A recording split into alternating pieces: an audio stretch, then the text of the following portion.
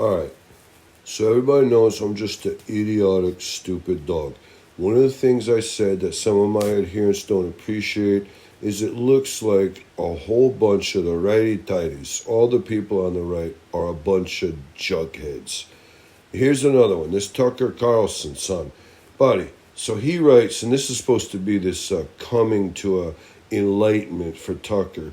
Tucker's, got a heightened sense of reasoning or humanism because he made this little, whatever you would say it was, a little confession. He says, a couple weeks ago I was watching video of some people fighting in the street.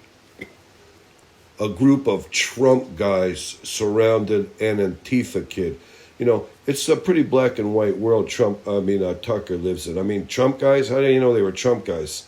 How do you know he was an Antifa kid? I mean, it could have been some people that had a beef over something to do with somebody stole somebody's Barbie dream castle or something.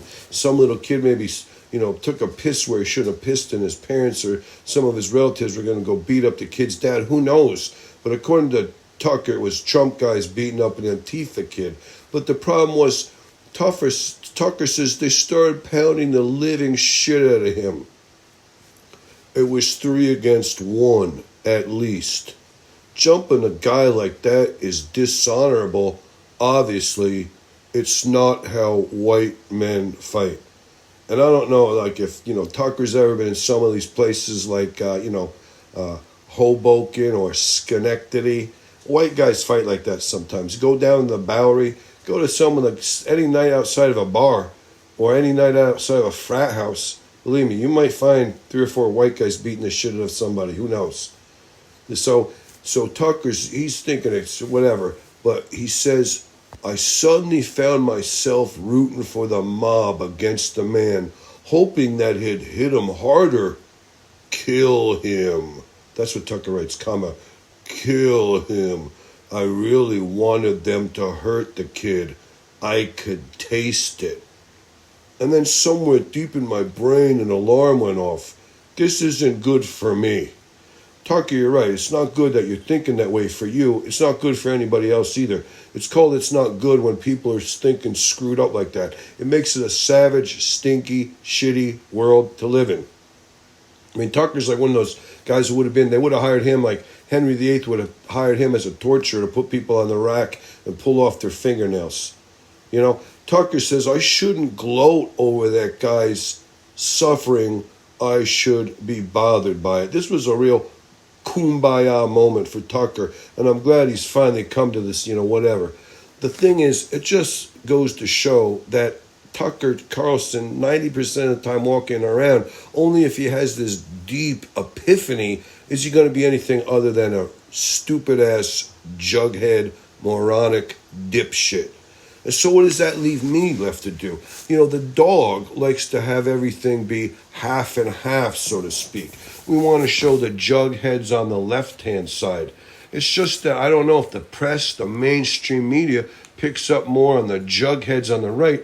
But it looks like the jugheads on the right are always trying to, interfere with people's lives, dictate to people's lives, control people's lives, turn neighbor against neighbor.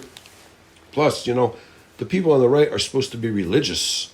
I mean, nowhere in the Bible do you see Jesus Christ saying, hey, beat the shit out of the guy. Do it. Smash the son of a bitch. It's hilarious that way. That's not part of what you would say the Christianity canon, whatever. It's okay. But so they leave me in a position where I got to talk about, just to try to balance everything out, how AOC was at the Met Gala in a dress that she stole, and she put 2 of her grody, long, spindly fingers in the dip, and she drew up a big chunk of dip, and she sucked it right off her disgusting, bony fingers. It was horrifying. And someone said, hey, AOC, you can't stick your freaking fingers in the dip.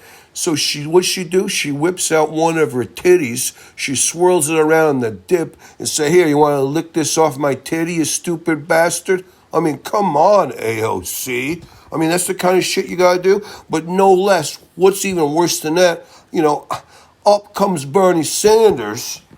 Bernie's completely stripped naked. He's got a very hairy, disgusting body. It's all white hair. He's got a receding hairline.